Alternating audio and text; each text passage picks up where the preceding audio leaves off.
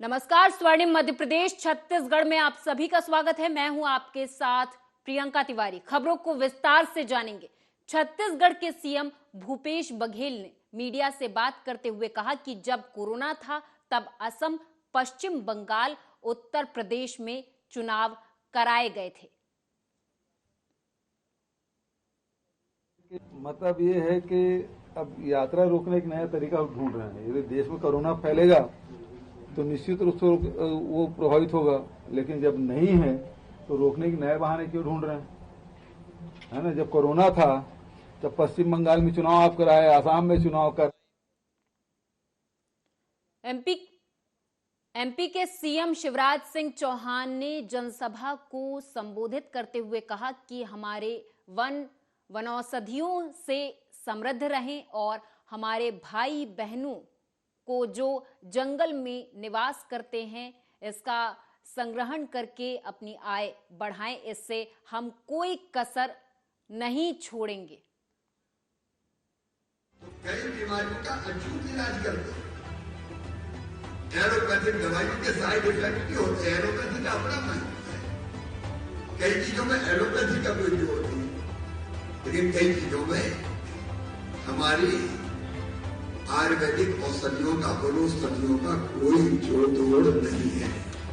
और विशेषकर जब कोविड आया तो कोविड के समय में और कोई दवाई नहीं थी एलोपैथी, लेकिन उस समय अगर काम आया तो हमारा काढ़ा काम आया। और इसलिए जरूरी है कि वनों में जो खजाना छिपा हुआ है, औषधियों का खजाना, वनोपज का खजाना, औषधियों से हम रोग दूर करें और वनोपज से हम वन में रहने वाले हमारे भाई। तो वहीं एमपी के गृह मंत्री नरोत्तम मिश्रा का बयान सामने आया। उन्होंने क्या कुछ कहा वो आपको सुनाएंगे। उन्होंने 15 महीने में क्या किया है, विकास के काम बताए और 15 महीने में जो विनाश हुआ है वो भी बताए, दोनों बताए। किसने तैयार आप लोगों विश्वास करता हुए जो उन्हें आरोप? हमको तैयारी नहीं करनी पड़ती है, हम तो विकास के काम, सेवा के काम करते हैं। जो विकास की और सेवा के काम करता है उसे तैयारी नहीं करनी है। हम तो जवाब दें तो सवाल तो करें। सर, पिछली बार अविश्वास प्रस्ताव में 2011 फिर से रिपीट हो सकता है? कुछ लोग आ तो नहीं सकते? सार गर्भित चर्चा हो, अच्छी चर्चा हो। उन्होंने 15 महीने में क्या किया है। एमपी के गृह मंत्री नरोत्तम मिश्रा ने कैबिनेट बैठक में हुए अहम निर्णयों की जानकारी दी और कहा कि भूजल स्तर में गिरावट के दौरान बोरिंग करवाने पर किसान भाइयों को अब जेल नहीं जाना पड़ेगा। आप भी सुने। आज मध्य प्रदेश परीक्षण संशोधन विधेयक का भी समर्थन कैबिनेट के द्वारा किया गया है।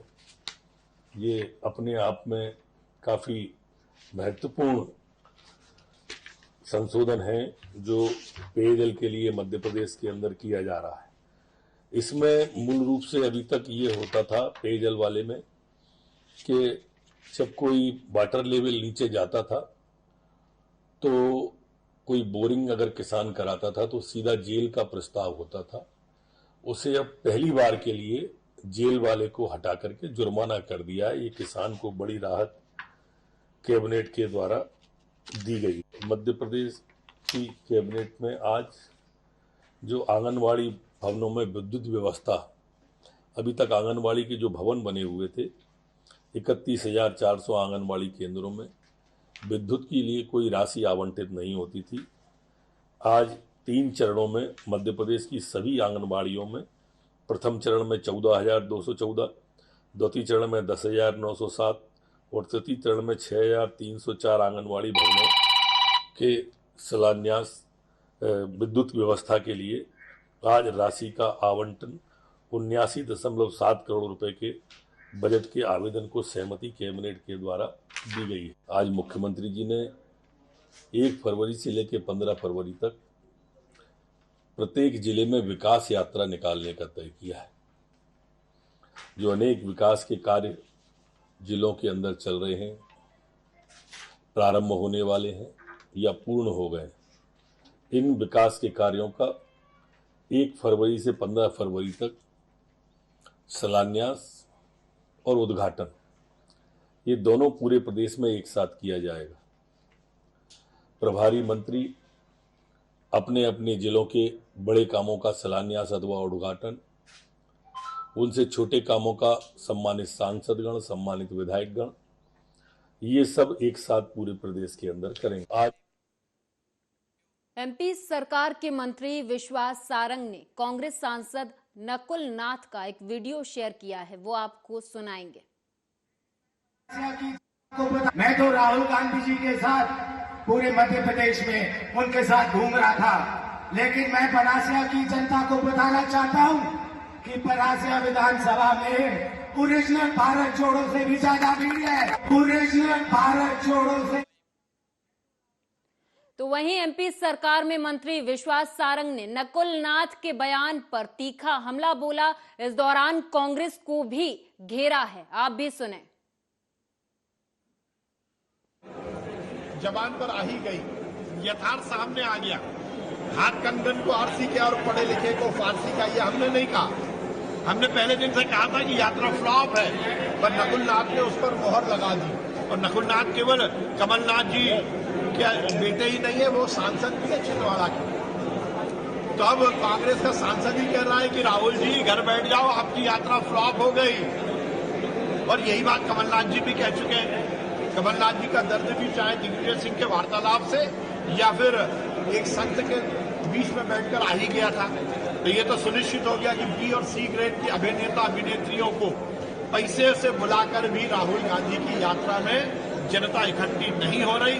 इकट्ठे हो रहे हैं तो केवल टुकड़े टुकड़े गैंग के चंद लोग। नेहरू परिवार ने हर समय सेना का, सैनिकों का, देशभक्तों का और शहीदों का अपमान किया, क्योंकि कांग्रेस का एक एजेंडा है कि वो केवल नेहरू परिवार को महिमा मंडित करना चाहती है। इस देश में पूजे जाए तो जवाहरलाल नेहरू, इस देश में पूजे जाए तो इंदिरा गांधी, राजीव गांधी, इस देश में पूजा जाए तो केवल नेहरू परिवार। इसलिए बाकी शहीदों को अपमानित करो, मेरी कमीज उजली है इसलिए दूसरे की कमीज पर छींटे उछालो, ये कांग्रेस की मानसिकता है। और ये जो खड़गे जी ने कहा, ये शहीदों का अपमान है, और शहीदों का अपमान ये देश सहन नहीं करेगा। वो सेना और सैनिक जिसके कारण ये हिंदुस्तान है। चाइना की सेना को जिस प्रकार से हमारे सैनिकों ने ईंट का जवाब पत्थर से दिया और हमारी सीमाओं की रक्षा की, उस पर राहुल गांधी प्रश्न चिन्ह लगा रहे हैं और वो कह रहे हैं कि पिट रहे हैं। अब आप इस तरह की बातें करोगे तो देश का आम नागरिक तो आप पर कुछ ना कुछ कहेगा ही। तो वही है, आपका व्यक्तित्व और आपका व्यक्तित्व का निर्माण आपके कृतित्व से होता है। राहुल गांधी का कृतित्व भी ऐसा है कि वो ऐसे लगते हैं कि शायद उनका देश से प्यार नहीं है।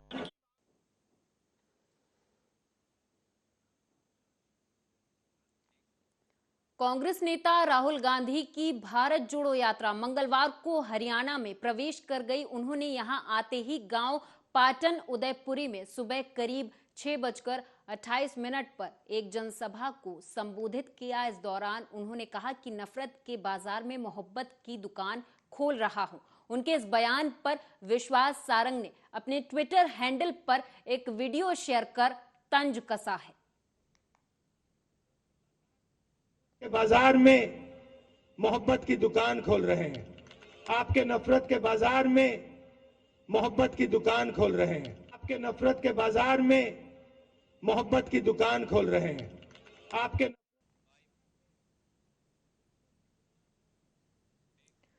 कांग्रेस नेता कमलनाथ ने राहुल गांधी की भारत जोड़ो यात्रा का एक वीडियो अपने ट्विटर हैंडल पर शेयर किया। वो वीडियो आपको सुनाएंगे। के बाजार में मोहब्बत की दुकान खोल रहा हूं। आप मुझसे नफरत करो, आप मुझे गाली दो, आपका बाजार नफरत का, मेरी दुकान मोहब्बत की।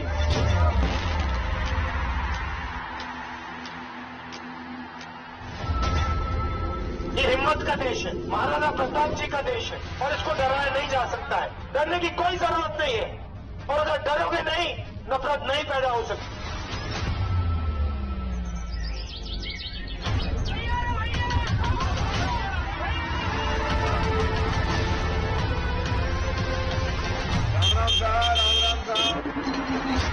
देश में सबसे बेहतर स्कीम गरीबों के लिए राजस्थान में। चिरंजीवी स्कीम ने लाखों लोगों के दिल से डर मिटाया है। मनरेगा स्कीम जो गांव में होता था उसको आप शहर में लाए। इस 1700 इंग्लिश मीडियम स्कूल शुरू किए गए। आपने महिलाओं को सैनिटरी नैपकिन देने का काम किया, विकास का काम बहुत अच्छा किया, तो इसके लिए भी मैं आपको धन्यवाद करता हूं।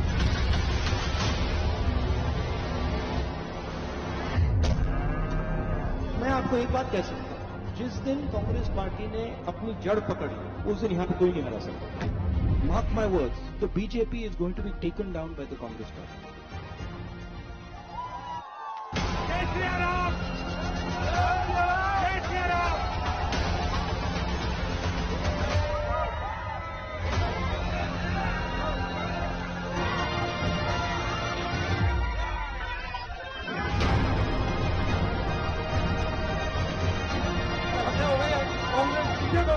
राहुल गांधी जिंदाबाद।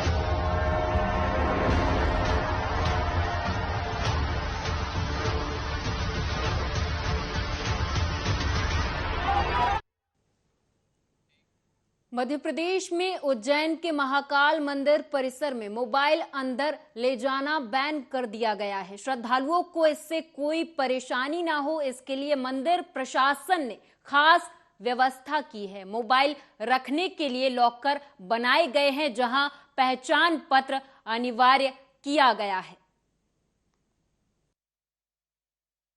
महाकालेश्वर मंदिर प्रबंध समिति ने मंदिर परिसर में पूरे मोबाइल का उपयोग पूर्णतः प्रतिबंधित किया गया है और उसके लिए सभी द्वार पर लॉकर सुविधा उपलब्ध कराई गई है। उसके बावजूद भी कुछ यात्री द्वारा आज उपयोग किया गया था, उनके ऊपर जुर्माने के रूप में 200 रुपए वसूल किए गए। अभी मंदिर परिसर में ओंकारेश्वर मंदिर के सामने 11 लोगों और ये सदैव हमारी मांग रही थी कि मंदिर के अंदर जो सेल्फी स्पॉट बनता जा रहा है धर्मस्थल, इस पर रोक होनी चाहिए और आज उस पर रोक लगी है।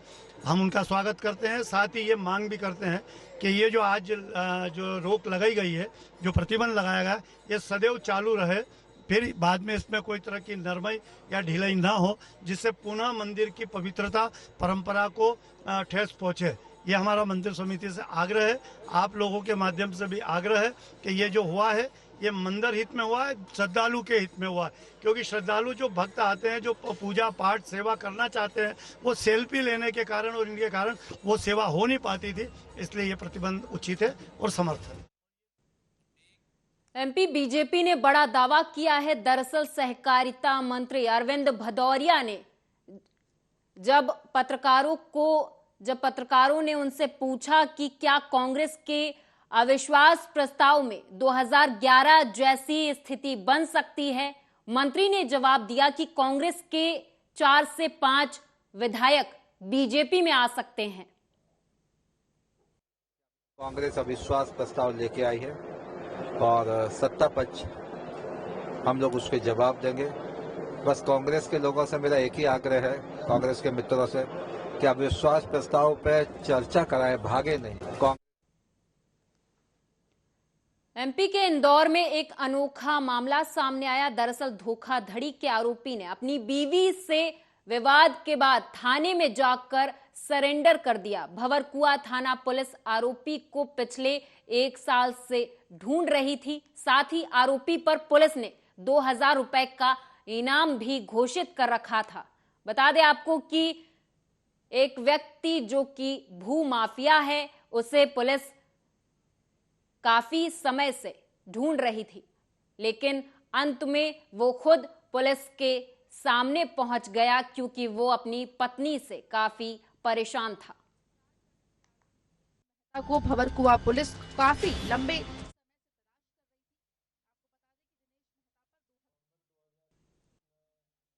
एक मामला सामने आया था जिसमें जिला प्रशासन इंदौर के द्वारा थाने पर प्राथमिकी दर्ज कराई गई थी कि गुटकेश्वर महादेव मंदिर एकता नगर क्षेत्र की जो एक ज़मीन है, जो कि मंदिर की ज़मीन थी, उसको कुछ प्राइवेट व्यक्तियों के हाथों में कुछ लोगों ने भूमाफिया के द्वारा बेचा गया है। उस पर से धोखाधड़ी की धाराओं में मुकदमा। मध्य प्रदेश में शराब की दुकानों की प्रक्रिया को पहले ही ऑनलाइन कर दिया गया था, जहां पर बार में उपलब्ध स्टॉक आदि की जानकारी वो दुकानदार के द्वारा ऑनलाइन कर लेगा। वहीं अपनी आवश्यकता के अनुसार अपनी डिमांड को भी बार संचालक अब ऑनलाइन संबंधित शराब दुकान को भेज सकेंगे।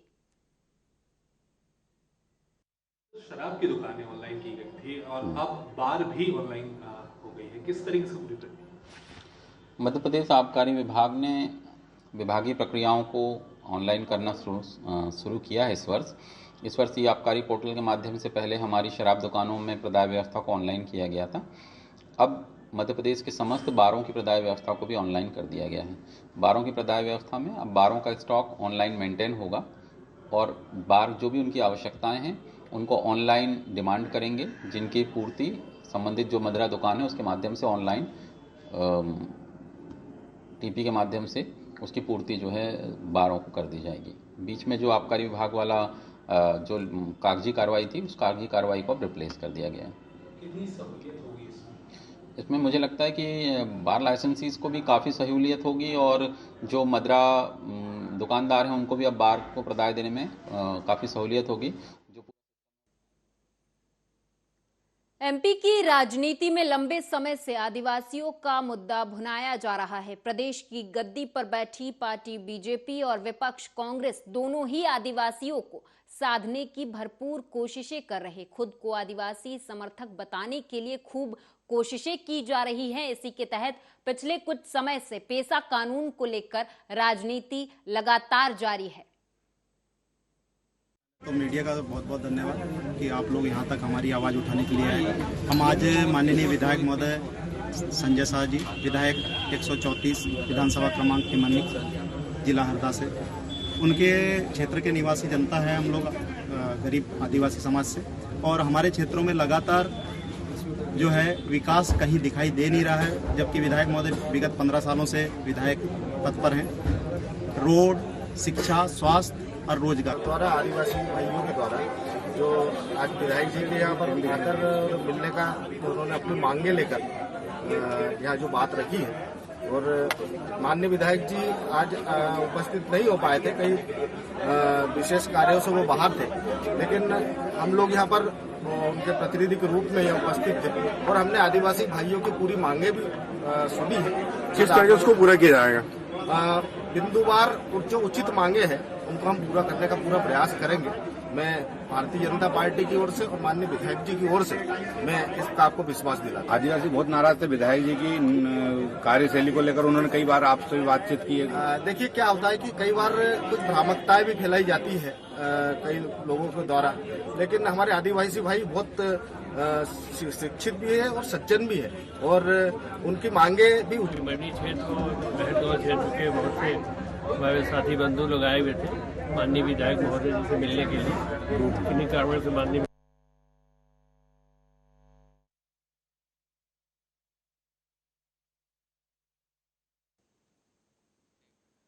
कांग्रेस अध्यक्ष मल्लिकार्जुन खड़गे के बयान को लेकर जोरदार हंगामा हुआ। बीजेपी ने कांग्रेस अध्यक्ष के बयान पर राज्यसभा में माफी की मांग की। इस पर मल्लिकार्जुन खड़गे ने मंगलवार को एक बार फिर बीजेपी पर निशाना साधा और कहा कि माफी मांगने वाले लोग आज आजादी की लड़ाई लड़ने वाले लोगों से माफी मांगने के लिए कह रहे हैं। आप भी सुने।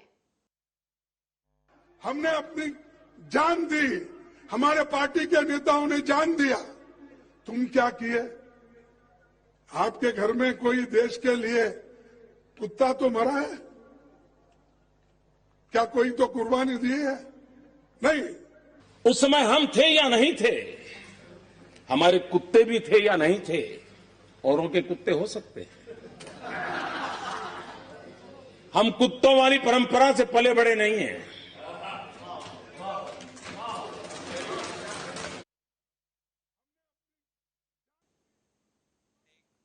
इसी के साथ इस खास पेशकश में मेरे साथ बस इतना ही। आप देखते रहें आर्या न्यूज।